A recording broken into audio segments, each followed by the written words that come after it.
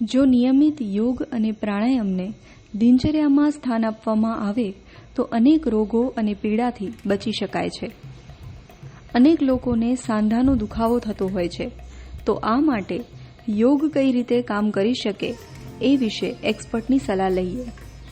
હું વર્ષા પટેલ, યોગ કોચ, ગુજરાત રાજ્ય યોગ બોર્ડમાં કચ્છમાં યોગ કોચ તરીકે ફરજ બજાવું છું. આજે આપણે આસનો કરવાથી સાંધાઓ ઉપર શું એનો ફાયદો થાય એના વિશે હું આપણને થોડું સમજાવીશ.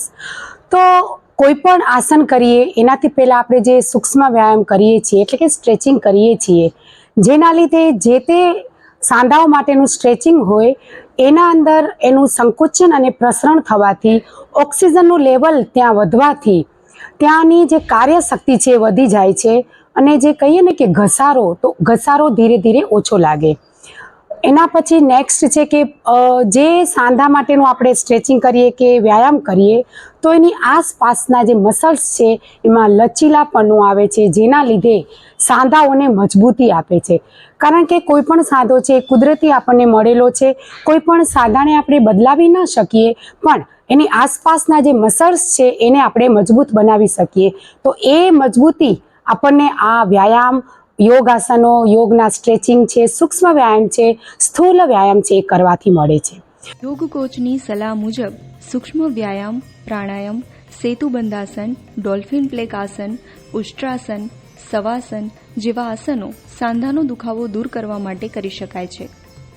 કોઈ પણ સાંધો આપણને દુખતો હોય તો કોન્સ્ટન્ટ આપણું ધ્યાન ત્યાં જ રહે છે, આપણો સ્વભાવ ચીડચીડો થઈ જાય છે, જેના લીધે આપણી અંદર નેગેટિવ હોર્મોન્સ બહુ ઉત્પન્ન થતા હોય, એના લીધે ઘણી બધી બીમારીઓ થતી હોય છે.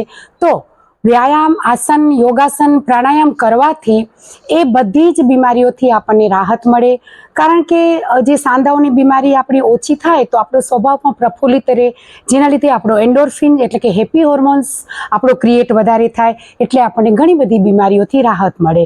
અને ત્રીજું કે હાલતા ચાલતા આપણા પગ સ્લીપ થઈ જાય યા તો હાથ આપણો ક્યાં ખેંચાઈ જવાથી સાંધાઓમાં મચકોડન આવે છે, મસલ્સ ખેંચાઈ જવાથી ક્રેક થઈ જાય છે, ઇન્જરી થવાથી હેર ક્રેક થાય છે, યા તો હાડકું ભાંગી ગયું એવું આપણે કહીએ છીએ, ફ્રેક્ચર થયું છે એવું આપણે કહીએ છીએ.